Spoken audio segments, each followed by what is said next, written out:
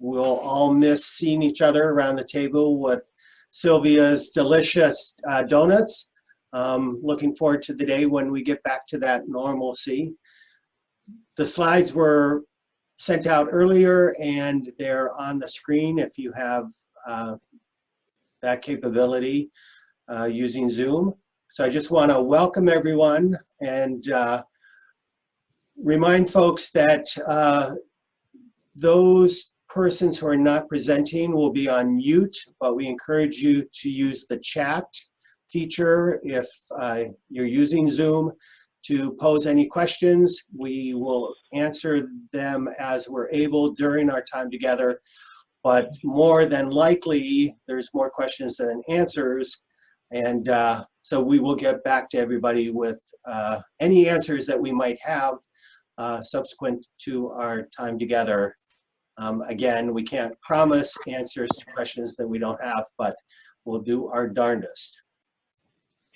So with that, let's start with some good news, some announcements that you may have seen, and we'll forward the slide to that. Yeah, I'm sorry, I think we're having some technical issues. It's very slow to respond. So we apologize to everyone. There have been a lot of Zoom issues this week because of the extreme traffic. There we go. So there's likely to be a delay as we're advancing the slides. People may also have some audio issues. We encourage you, if you get bounced out of Zoom or you have audio issues, just please try logging back in. And you can also try switching, if you're on your computer audio, you can try switching to the phone audio. And then just one last quick technical thing. In order to access the chat box, you will likely need to hover your mouse at the bottom of your screen and then click on where you see chat, and that will enable you to open up the chat box. If you have trouble using the chat box and you have questions that you want us to get back to you on, just please submit those questions to the CTBOS email and we'll compile those as well. Great, thanks, Lauren. So here's our agenda for the day. Some announcements, just some high-level takeaways. There are additional slides that speak to each of those, and we'll do updates from our partners, get some strategies from folks on the ground, so that we can start to share what's happening on the ground, and then trying to figure out what you all need and how we can help, and then future steps. So, sorry to interrupt you, John, yes. Suzanne. 27 people are waiting to be admitted. Aha. Okay.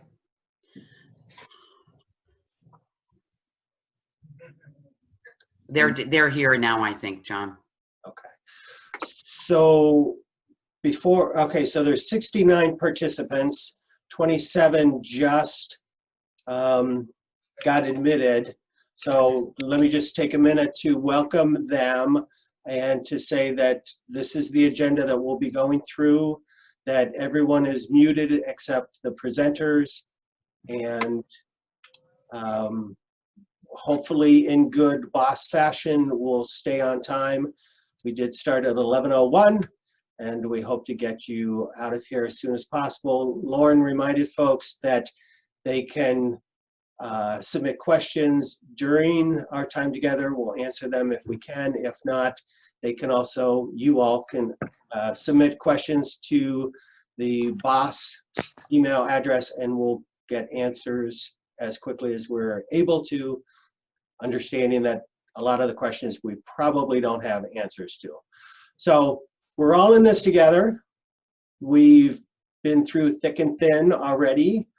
Some of us who have lived through other health crises are well aware that it's the community support that we give to each other that's going to get us through this. So I want to applaud all of you for the hard work that you've already done and encourage you to keep that up in the days and months ahead. With that, let's see if we can move the slides to a little bit of good news. to start our time together.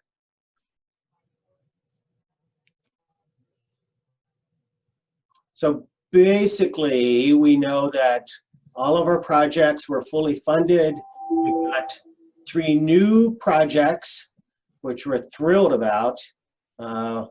Permanent supportive housing, rapid rehousing, and an additional DV bonus. So that's really good news. Probably more importantly for you is the good news that all remote and on-site monitoring visits will be postponed. And the crowds roared, but we couldn't hear you.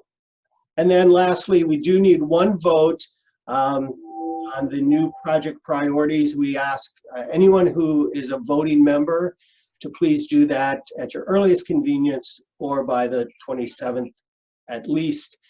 It's a thumbs up, thumbs down, or abstain at this point. So we apologize that we would not be able to have a robust conversation about that, but feel like we've done that in the last 2 meetings. Any other comments that need to be made on the announcements from our housing innovations consultants? I don't think so, John. I'm just trying to get the slides to advance. So the Zoom performance is not great here. If folks will bear with, we appreciate it. Yep. So the next slide is going to be about some just high-level takeaways. We're asking, and I'm sure that many of you all want to avoid service reduction and figuring out how that services can still be provided, but in a way that reduce risk. So these are basically nothing that you haven't been thinking about in the wee hours of the night, but we just wanted to sort of put those out there. Using shelters as a last resort, which of course we as a community have been trying to do all along. Asking folks to avoid leasing delays, knowing that landlords are canceling, that providers are reluctant to have more face-to-face encounters than they need to do.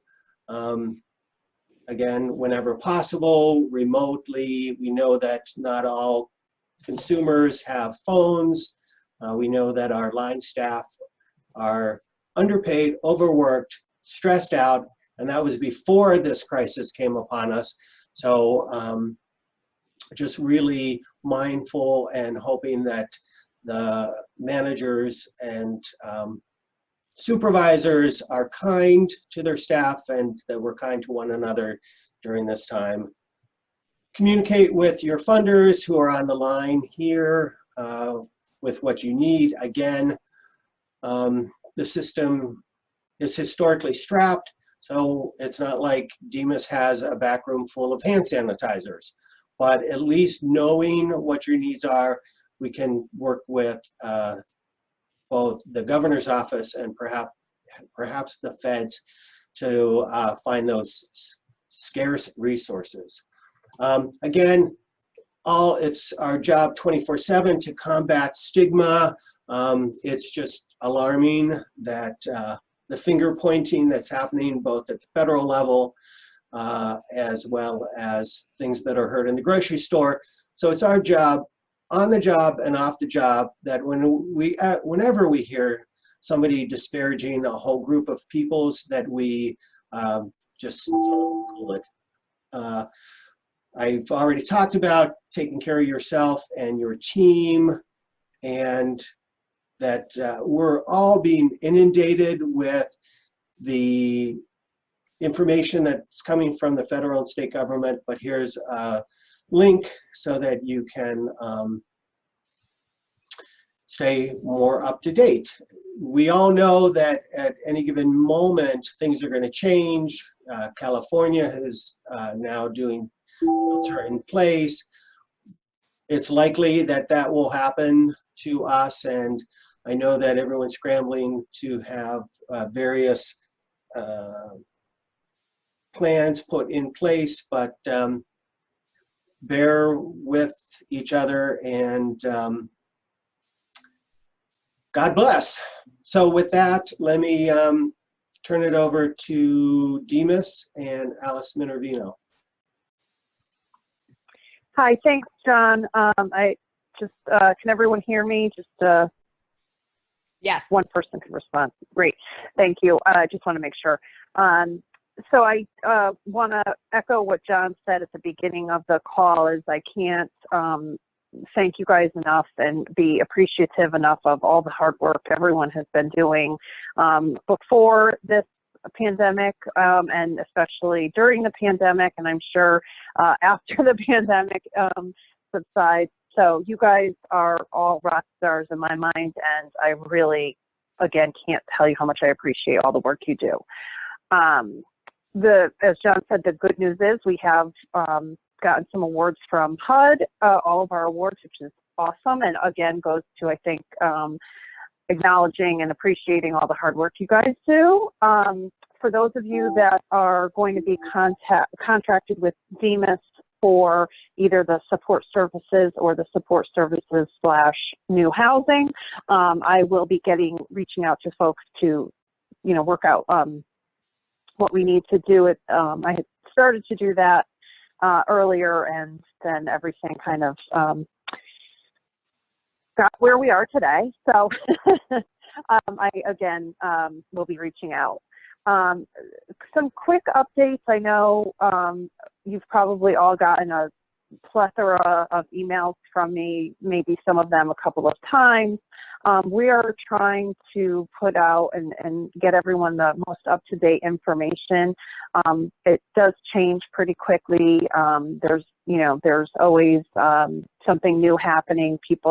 Agencies are meeting regularly. Agencies are meeting with the governor regularly. So things are happening, changing quickly. And so we try to get that information out as soon as possible. As John said, DEMAS really is encouraging providers to continue to provide the services to folks, both, in the community, and do outreach if possible. I don't know if there's many folks on the call that do street outreach, but we're encouraging the street outreach to continue. In some ways that might be the best option. You're out of doors, you can be more than 6 feet away, there's not a lot of hard surfaces that need to be touched, or things like that. So we really do want the services to continue. I've said this a few times in the past week or so.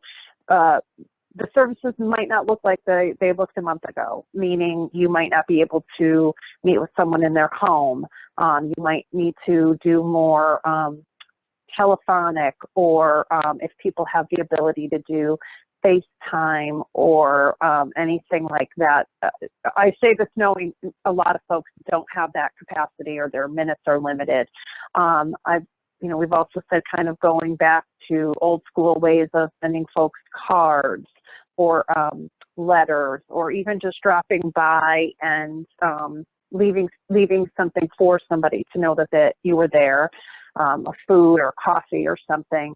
But also be mindful of making sure you're doing the screenings before you meet with folks.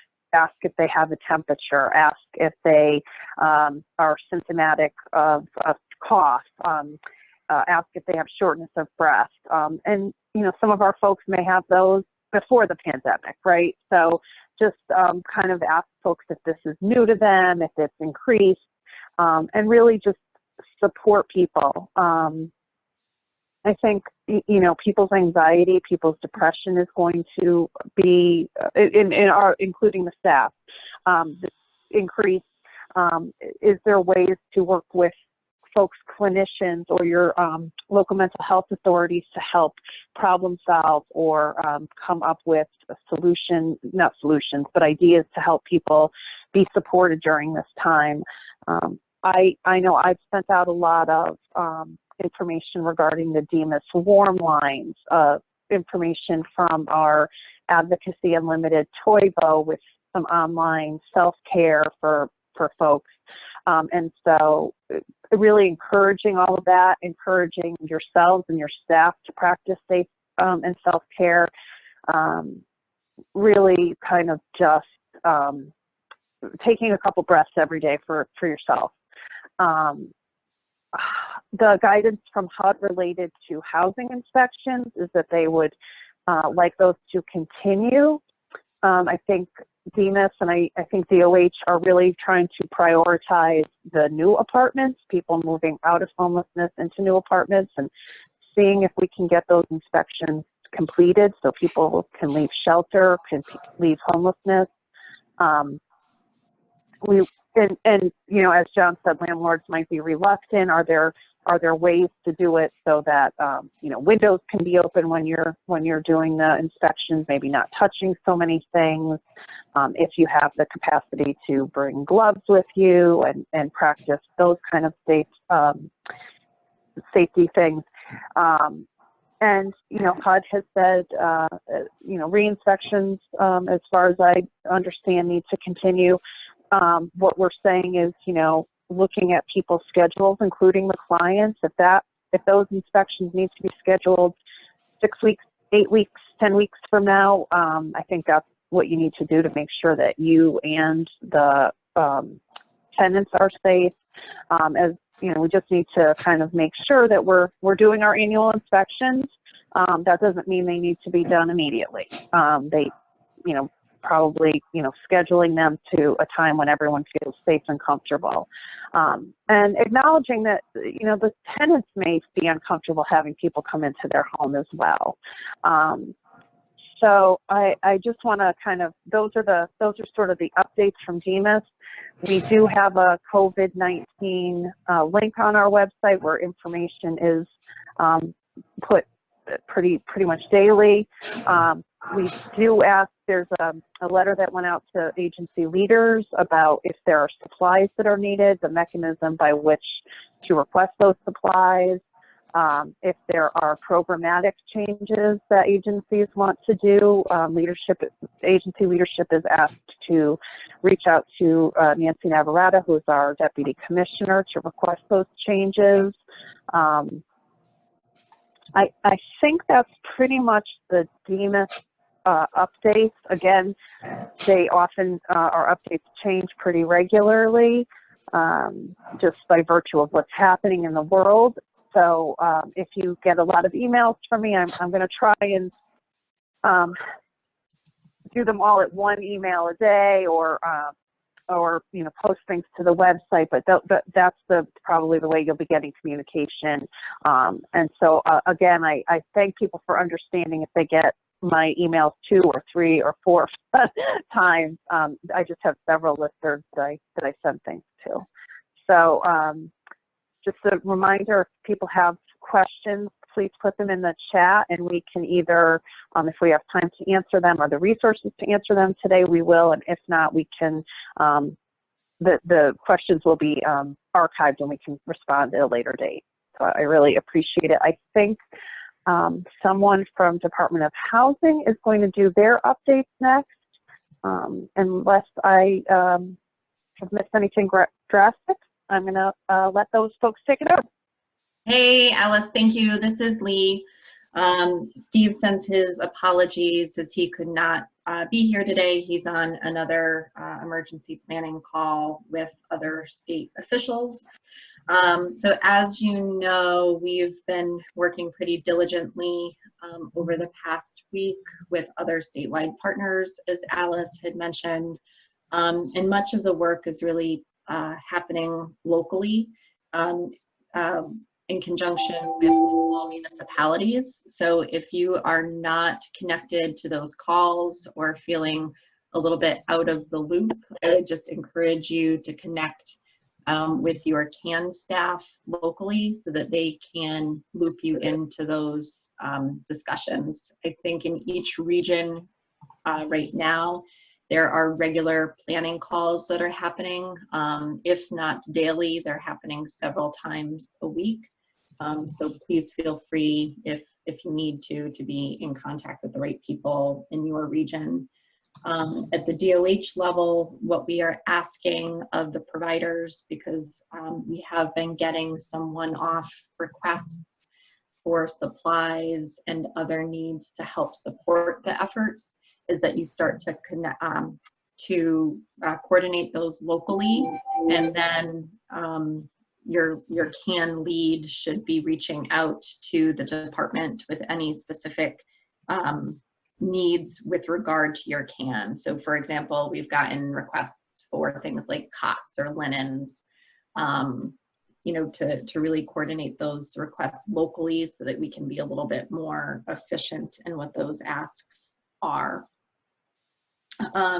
In addition, we've been working with the CANs on moteling individuals who are 60 years of age or older, so that we can start to thin out the shelter population, so that for those who are remaining in shelter, they have more personal space if they are in the congregate setting, so that we can allow for the 3 to 6 feet for each person. So planning efforts are currently underway in each of the CANs to be able to transition people to motels. We also, the other major change is that we have moved all of our CAN appointments now to over the phone appointments. And as far as I can tell, that has been working well in each of the CAN regions. So when someone calls into 211, 211 for the most part is putting people on a callback list. And then the CAN staff will reach out to them by phone to do that CAN assessment that's happening. And again, we've asked the CANs to put some contingencies into place for any individuals or families who tell 211 that a callback option will not work for them. And so we've asked each of the CAN staff to be in direct contact with 211 to talk through what those contingency plans would be for people if they don't have access to a phone. And again, I think the feedback that we've gotten is that for the most part, that is working, you know, given the circumstances that we are in. The other thing for shelters is that we last Friday had put out a survey to all of the shelters asking them to identify what their needs are for supplies. We hear people loud and clear that there's needs for things like hand sanitizer and soap and Clorox wipes and masks and PPE for your staff. We are still working with our other state partners to get access to the supplies and to determine what the distribution of those is going to be. So on almost every call that Kara and I are on, that comes up. We are aware of it, and we are working on that to the best of our ability. And as soon as we have updates, we will get that out to the providers as quickly as possible. So also as part of the surveys, we've started to ask shelters to think about isolation space in their own shelters in the event that someone presents as symptomatic and they are awaiting testing results, or if people are symptomatic but they do not require hospital level of care. So we've asked the shelters to think about what their space looks like, to think about how they might be able to reconfigure some space. And again, kind of in conjunction with our municipalities, we are working to determine what additional locations can be set up in communities to create that isolation space. So when people do become sick, where can they go to safely recover? And so those planning efforts are underway in each region. And then the other major change that we made, we just held a webinar yesterday for our rapid rehousing providers. So we have greatly altered the rapid rehousing prioritization and paperwork requirements. So we're prioritizing all of our rapid rehousing right now to individuals who are 60 years of age and older.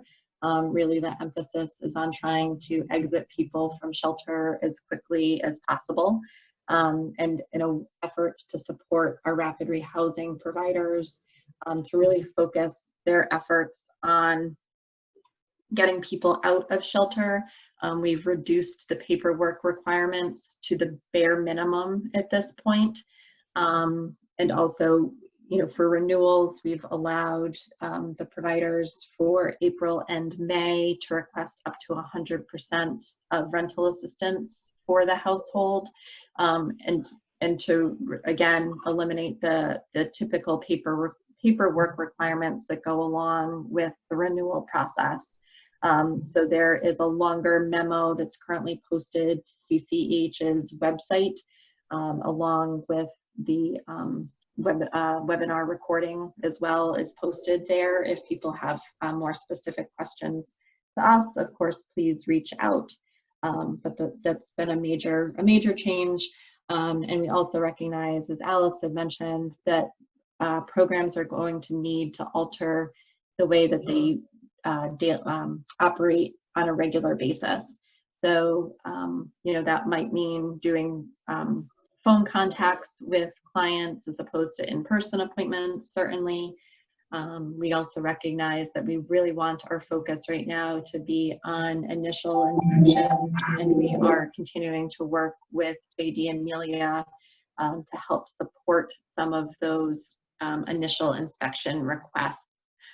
Again, so that our focus can be on identification of apartments and units to move people out, and also to free up some of our staff time with completing the inspections. So we hope to have more specific information on how to access JDA and their inspectors as quickly as possible.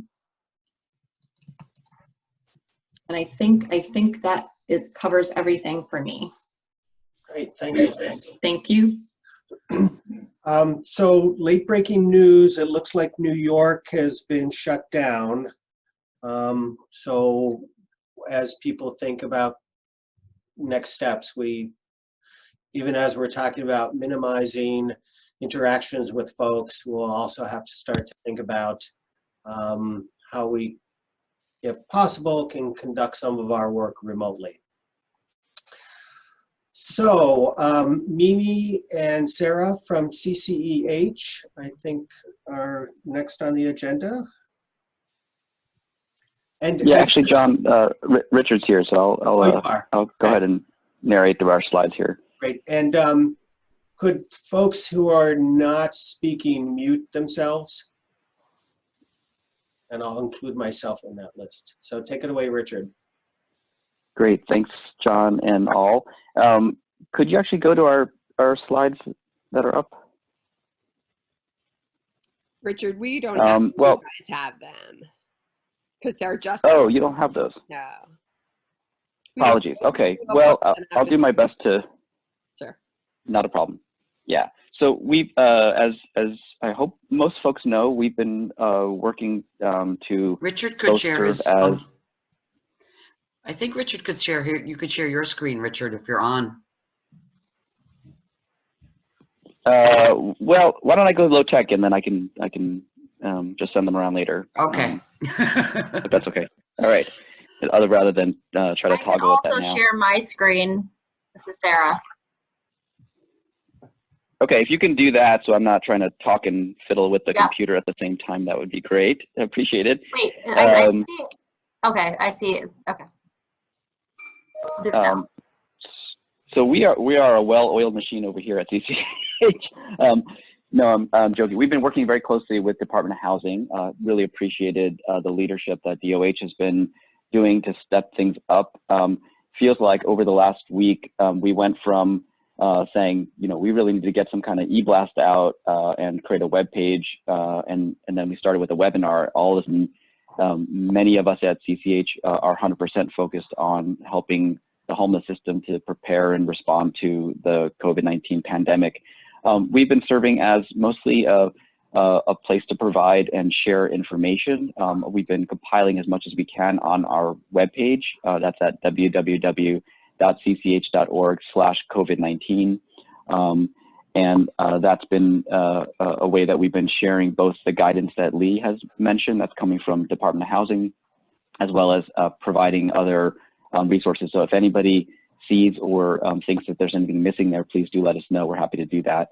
In addition, we've been playing a coordinating role with Department of Housing on helping identify particular needs within shelters, as well as Lee mentioned, a big push to try to reduce the immediate term shelter census. Our top priorities over the next 2 weeks are really to support shelters to prepare so they can minimize the potential for cross-infection in the event that there is a COVID-19 positive case within a shelter. Number 2 is to protect those at highest risk. So as Lee mentioned, there's been a big focus on trying to house or motel people who are 60 and older. And really our kind of 3 strategies are to really increase exits from shelter to housing and other available supports. I'll talk about that. We want to also work to try to help shelters to stay open and operational, although understanding the need to modify, potentially reduce services. I can talk through some of those issues. There's continuing challenges with staffing, with availability of supplies, and other logistical challenges. And then third is the work we're doing to try to stem inflow. It's a tricky, nuanced challenge because on the one hand, we want to reduce the number of people in shelters so we can get to adequate bed spacing. The CDC guidelines are that beds should be ideally 6 feet apart, or at least a minimum of 3 feet apart. That's not the configuration in a lot of shelters currently because of just the number of people who need beds. At the same time, there's a growing number of people who are finding themselves without any other options, particularly during the day as libraries are closed and other facilities. There's people who also, because we're trying to reduce shelter admissions, are finding themselves unsheltered. So the balance we're trying to strike is, how do we reduce shelter census while also making shelter available so that we're not having a lot of people who are unsheltered, which is similarly a bad situation. So on the next slide, Sarah, if you could advance. Yeah. Well, okay, I can talk through this. Hopefully the slide will come up. But what we're doing to increase exits from shelter, as Lee mentioned, we've been able to redirect with DOH both some of the existing rapid rehousing funding. DOH has also reallocated some of their ESG funding on a near-term basis to provide assistance. The goal is to use that in a rapid exit frame to rapidly exit as many people, prioritizing those that are 60 and older. We have also made available some of the private dollars that we have. We are continuing to rapidly exit families from shelter using our Department of Housing money that came in as a result of as a match to our Bezos Day One Families Fund grant. We've also opened up the diversion funding that has typically been for families that we administer to now also divert individuals. So anyone who's trying to divert individuals from shelter using financial assistance, and if you have a existing Be Homeful MOU with us, we can make funding available for individuals as well as families. One of the things we're just hearing about in the last couple of days is that as CANS and the shelters are making a big push to try to rapidly exit people, they're finding that landlords have been not always responsive, either not wanting to do an in-person lease signing, not responding to phone calls. So we've been elevating those to the Department of Housing as well as to HUD. And in the case where they're state financed or HUD assisted properties, sort of getting HUD and DOH to step in and resolve some of those. Both HUD and DOH have said that lease signings and applications can all be done virtually. HUD is saying you can literally take a photograph of the application and text that over to landlords. We're trying to find creative ways right now to minimize in-person contact but not slow down leasing. I've also elevated this to the governor's office and the attorney general to see if there's any executive orders the governor could or the attorney general could issue related to just ensuring that lease-up efforts are not interrupted by all landlords. So we'll see what comes out of that. And then, again, helping to identify where homeless shelters are having challenges. And then the State Department of Housing has been really working within the state's emergency support functions work group to identify potential alternative spaces to quarantine or isolate homeless residents who are tested positive. So they don't have to be isolated in shelters. That's a work in progress. I know there's a a unified command structure where the state is identifying a whole series of potential properties, everything from hotels, motels, to college dorms, to other facilities. And so they'll be compiling that into a spreadsheet and matching those to the best needs. There's a lot of competing needs right now, including re-sheltering residents who test positive, assisting people in DV shelters, creating hospital step-down facilities as well. So that's sort of what we've been doing really in a supporting way with Department of Housing.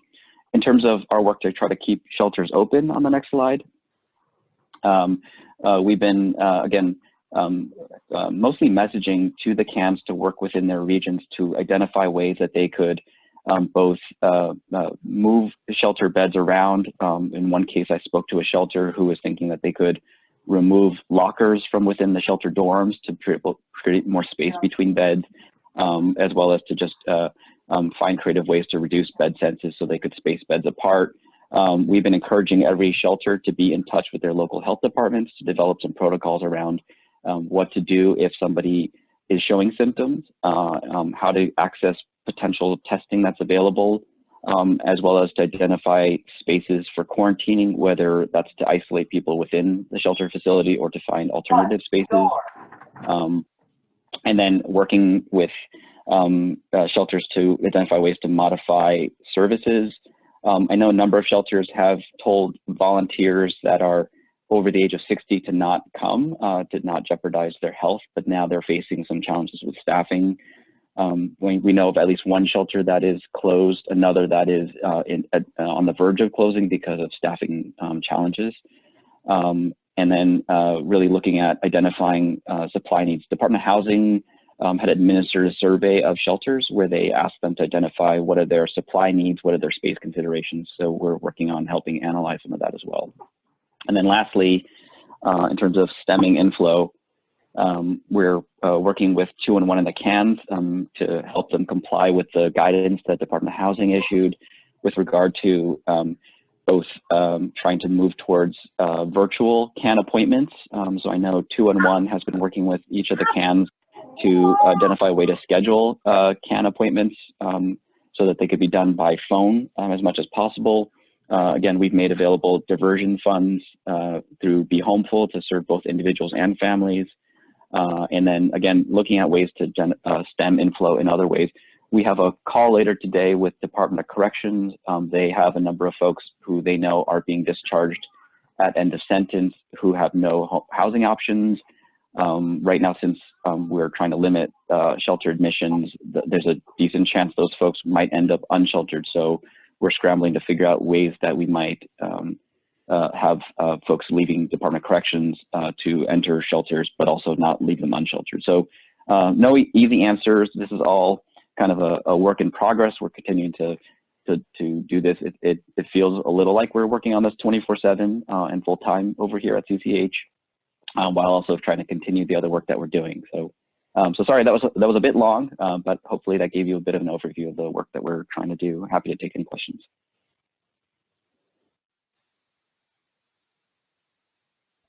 Great, thanks, Richard. So questions are being typed and not spoken. If there are any, Lauren can let us know. Otherwise, we'll work with Richard to get any questions that are directed to him. We'll get those answers back out to you shortly. There's no questions in the chat box, John, just so you know. Great, thanks, Suzanne.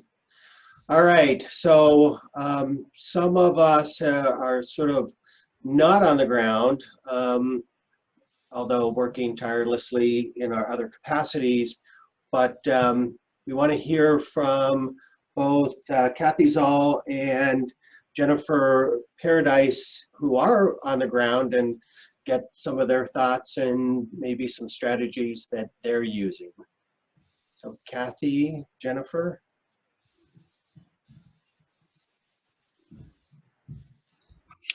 Hi, everybody. Is Kathy on the call? I was going to have her go first if she'd like to. I think Kathy might be muted, Lauren. I was just looking through the participant list. Trying to get the slides. Yeah, Yeah, I think I can unmute her. I can unmute. Yeah. Unmute Kathy. Okay. Can you Kathy? hear me now? Yeah. Can you hear me? Yes. Yes. Okay. Kathy. So I'm just going to talk about shelter. So obviously the first thing is social distancing. And I just want to say that we've limited access to our shelter primarily to people who are staying in the shelter, but we've set up an on-site triage center because there's a lot of people that rely on stuff that we do that are not in the shelter. For example, we've moved to a sort of a satellite triage center where people can still pick up their mail. We are rep payees for people so they can get their checks. The other thing is we have a lot of people now that are really in crisis. They have nowhere to access a computer to file for unemployment or to fax things that they need to fax. And so on a case-by-case basis, we're admitting people into our help center so that they can take care of that kind of thing. So far, I think it's working very smoothly. People who need to come in to be diverted are coming into our little triage center, and that seems to be working pretty smoothly right now. The second thing is to spread out. We've opened up our sleeping areas during the day. We've set up a bunch of tents outside, and we're so fortunate that the weather is not terrible. The City of New London provided us with 4 park benches, which we've spread more than 6 feet apart around our site so that people can be outside.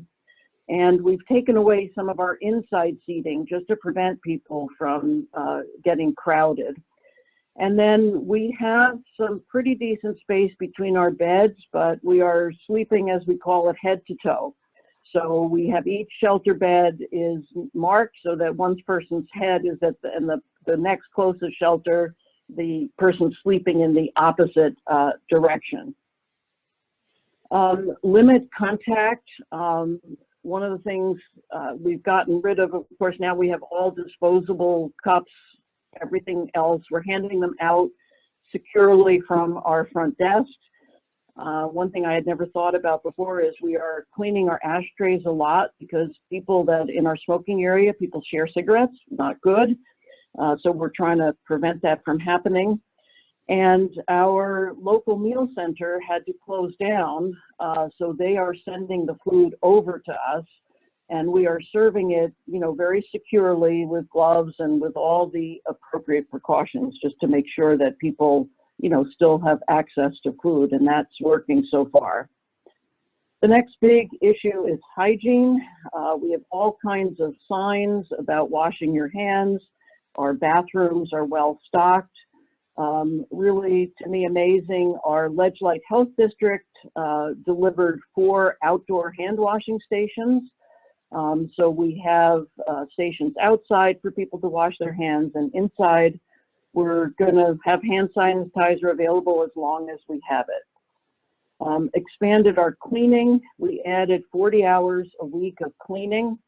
I've learned more about cleaning than I ever wanted to know, and one of the things I never realized is that each cleaning product has a specific amount of time that you need to leave it on the surface for it to work.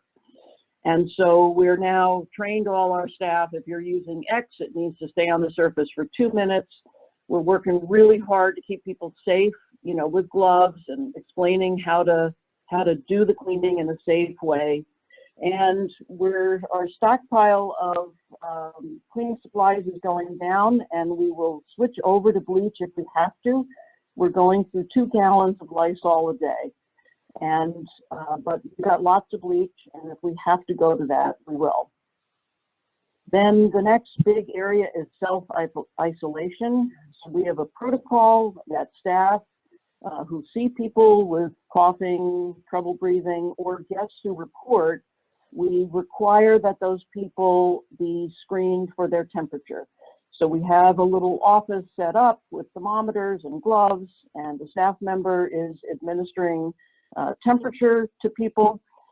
100.4 and above, that person must isolate. We're giving the person a mask, And we happen to have private rooms in our respite section, so the person is told with a whole set of guidelines, if you want to remain, which we encourage you to do, you're going to need to isolate in this room. We have a special bathroom set aside for people in isolation. We have a process to leave food next to the door for people so that they can continue.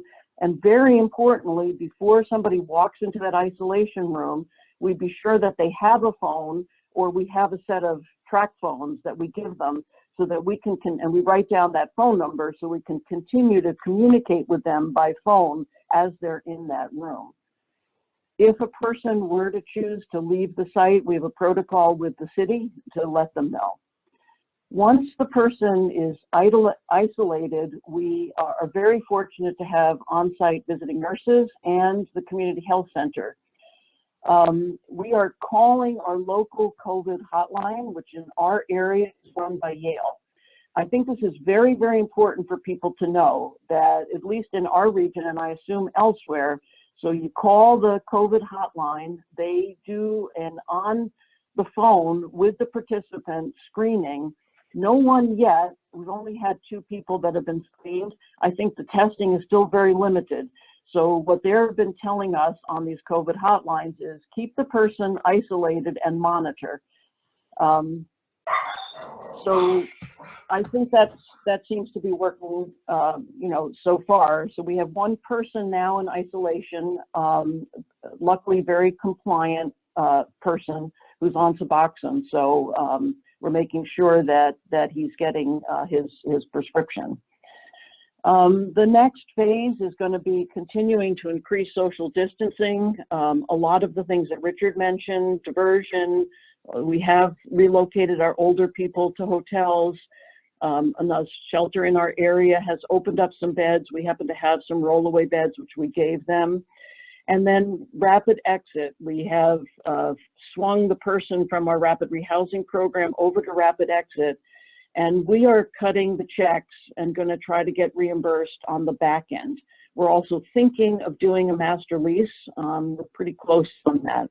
And then preparing with our city for isolation spaces. That's still in development, but the city's been doing a lot of leadership on this, and I think we probably will have some ideas soon. That's it. Wow, that's a lot. Thanks, Kathy. Keep up the good work, and hopefully some of your suggestions resonate with other folks on the call. Jennifer, if you want to unmute and speak. Hi, good morning, everybody. So we have a very small site-based permanent supportive housing program in Milford. And so I'm more than happy to talk about the work that we did there to best prepare. But I'm sure that, and I'll try to think through some of the alternatives when it comes to barriers and scattered site, because I think that that's really more of, or different concerns in that model, especially when you have sites that are in different towns, might be affiliated with different health departments and things of that nature. So I will try to talk through it as best as I can. In terms of our processes now, we have gone to, we did have a case manager, of course, on site for that program. She has moved to an on-call supervisory capacity, and so they residents are able to access her 24/7 as they would if she were in office. They also were provided contact information to reach me at the center. We provided educational workshops for the tenants that are in that program on COVID-19 as a disease, as well as transmission, how to protect yourself and others, symptoms to look for. We made sure that everybody had the right materials to keep themselves safe and keep their apartments clean. We continue to struggle with that, of course, because you know, we shop in the general market for those items. And so, you know, we thought that really primary needs were thermometers, so they could be taking their temperature every day. And we've asked everybody to keep a log of the temperatures of themselves and their children, to really understand baselines, and to and have at least you know, hand soap, paper towels, and that's really, you know, in terms of apartments, kind of our baseline. It is very hard to come by hand sanitizer nowadays. And in the event that anybody is expressing or does become symptomatic, our processes, whether they're in our PSH program or outreach and engagement program, or our emergency shelter or winter shelter program, our processes now are that they contact their primary care physician, or the Milford Hospital, which is a part of the Yale New Haven network, and have that additional screening that Kathy was referring to. And depending on the outcome of that, they will be referred for testing, further testing. Being that these tenants have their own apartments, the work of isolation in their apartments is kind of individualized depending on what the needs are, and the independent levels of each tenant. I think that what was really critical was being able to have home care nurses for our tenants who are in that older adult range, and have co-occurring diseases and health issues, really making sure that the frequency of those visits were increased to 3 times a week, really as much as we could advocate for that was justified. We did, and then we have food packages that we were making sure are provided to them, so they do not have to leave their units. We are fortunate in that our site, our administrative offices and our soup kitchen are directly across the street. So we're able to get things to them as they need, as best possible. I have understood, I mean, we have, you know, a variety of a diverse population of tenants, you know, when it comes to race, ethnicity, religious background. And I thought that the most important conversation we had with all of them was just simply allowing them to ask questions about what is COVID-19 and what we should be paying attention to. I think there's a lot of information out there right now, and to many of us, some of it feels redundant, or, you know, we get through a half-page sheet and it feels like, you know, that information fact sheet has, you know, been just the bullet points have been reorganized and it's the same thing being distributed. But I can't express how important it is to make sure that that the information that you know that you're sharing, and not assuming the information that anybody knows the same information that you do. Are those tenant meetings, I think, were so eye-opening. Everything from, you know, this is a hoax, to I can't get it because of X, Y, and Z, you know, and all these various concerns. I guess the last thing that was really, in addition to making sure our seniors were taken care of, is really making sure that remote learning was happening. I think that's a concern too with our families in permanent supportive housing, just not having the tools to be able to schedule that, as well as, you know, having parents with, you know, significant disabilities themselves, and not really having the capacity at times to be able to administrate remote learning for their children, and really relying on the direction of the teacher. So we've just been in contact with, as individuals, and again, this is a very small program. So, you know, I recognize a lot of our partners and a lot of on the call right now have much larger and diverse programs, but we've been able to make contact as needed to make sure that remote learning is happening and that everybody has the tools that they need in order to do that. That is where we are now. And if there's any questions. Great. Well, people are formulating their questions and typing them out. I know Kathy has another nugget of knowledge that she wants to share with us. Kathy. Thanks. Thank you. I just wanted to say quickly something about masks. They're in very short supply. I don't expect that we'll be able to get them, but I just want to make sure that I think the most important thing is anybody who's symptomatic to give them a mask. And we are telling people, write your name on that mask and keep it and reuse it. So I just would recommend that to people. Second priority, some staff feel like they would like to have masks while they're dealing with people. I mean, I think you've all seen that guidance. So long as you stay 6 feet away, there's no guarantees, of course. But so we're really trying to hold on to the few masks that we have for people who would be coughing. And the second thing I would just say is when we run out of masks, we also have a whole bunch of bandanas.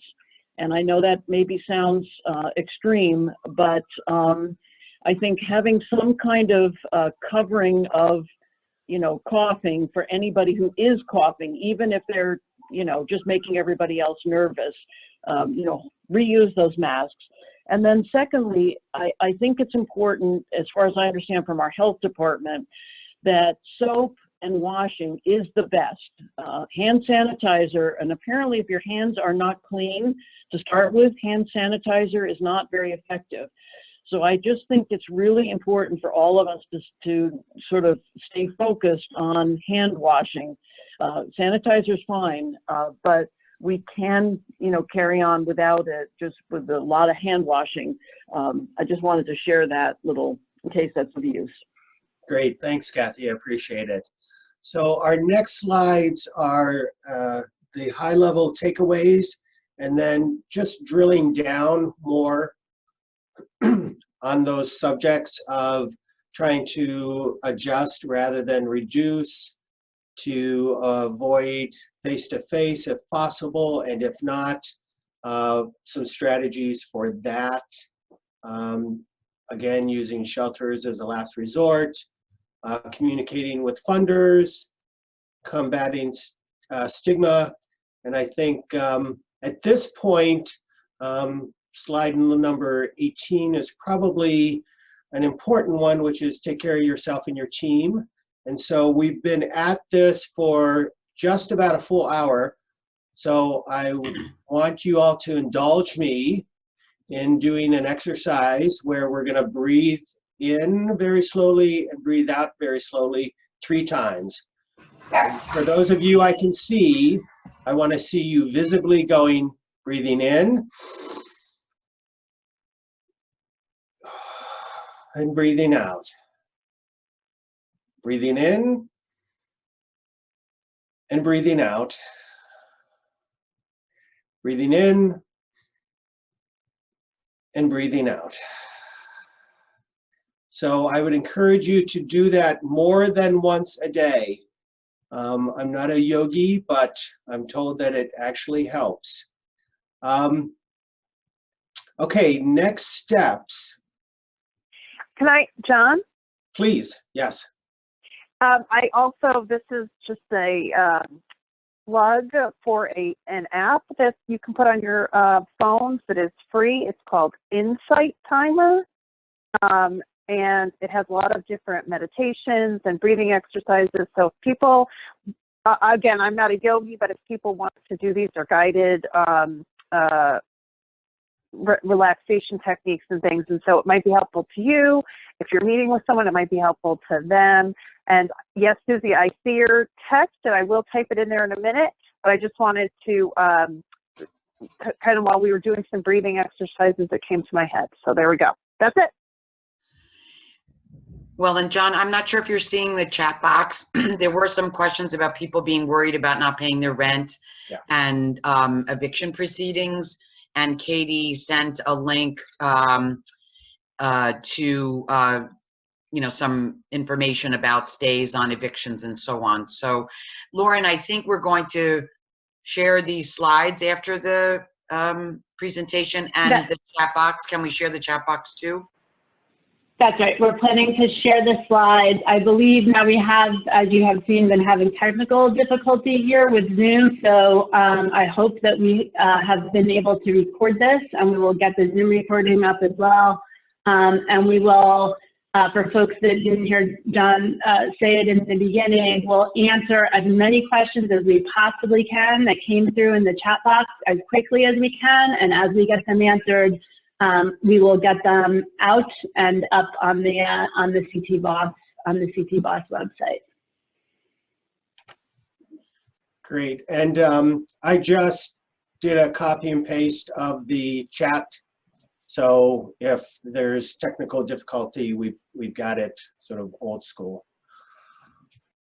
At the end of the slides, there are some resources, the warm lines that Alice mentioned, and then the last slide is how to get a hold of mostly Housing Innovations folks. But it would be helpful if folks have some suggestions for next steps, that you type them in, and we can give you a minute to formulate your thoughts. What do you want from us? How can we help? Was this a useful call? Do you want to do it again in a week? We really want to be here as your support team, and I'll even send pizzas to your door if that's what you're requesting. Well, now there'll be a lot of requests. Yeah. I just, sorry, I thought there was another Headspace, another good app. Okay. I wanted to mention that HUD is doing a webinar this afternoon. I don't know if that was on one of the slides. Lauren, the slides they went through really quickly. It was hard to catch the information, but HUD has a question and answer, multi-level government agencies today at 2:30. There was an email from the HUD Exchange. It's a live Q&A, 2:30 to 4 this afternoon. So I don't know if people know about that, but might be interesting. And is that open to everyone? Yeah, it came to the HUD Exchange mailing list. I actually have the. We also sent it out to the CTBOS list yesterday with the slides. It was in the same email that went out with the information about today's webinar. Yeah, so it's open, and it's also going to be recorded. They said they had a session on the 13th, and that's up there, the slides and the recording, and I think they're going to plan to do the same thing today. If people aren't looking forward to spending the Friday afternoon with the CDC, HUD, VA, Healthcare for the Homeless, HHS, and HRSA, and SNAPS, so. We've already gotten some questions that Housing Innovations has compiled, and we can start to respond to those as we're able as well. And there's one comment, John, that says that the commenter Nancy says that she thinks that these calls would be helpful on a weekly basis. I'm happy to be a part of those. Any others? They tell me I have a face for radio, so happy to do that. Any other? Another vote for weekly. Yeah, okay, another vote for weekly. All right, so let's do this. Let's meet again next week. 11 o'clock. Looks like we can get a lot done in 1 hour. So let's shoot for 11 to 12. The world as we know it will have changed again dramatically. So we have a rapid rehousing learning collaborative call next week and a weekly Yeti meeting. So Mimi, when are those? What time? We can try, the Housing Innovations team will try to coordinate with partners and find a time that works, that's not conflicting with other COVID-related 19 things that our people have. Yes, we can send it out. We're sending it out. We haven't set the time for the Yeti meeting that's going to happen every week yet. So yeah, we can coordinate with you guys, and our learning collaborative is just initial, it's a one-time thing for now, but we can update you if that's going to continue on a regular basis and try to figure out a regular schedule for that. Is that at 11 o'clock, Mimi? I am trying to find out when it is. I was, you can hold on one second. It is next week, and it is taking place. We have it is at 1 o'clock next Friday. Okay, so it sounds like 11 to 12 works. So let's just make that happen for as many people as can. If you're not able to join, tag team with somebody who can. And of course, we'll still get out all the information that gets shared after the event, after the call happens. So thank you again for all your hard work. I'm happy to give you back 53 minutes on the one condition that before you leave work today, you do that breathing exercise at least once. Okay, take care, everyone. Thank you. Bye-bye. Thank you so much, John. Thanks, everybody. Thank you. Thanks.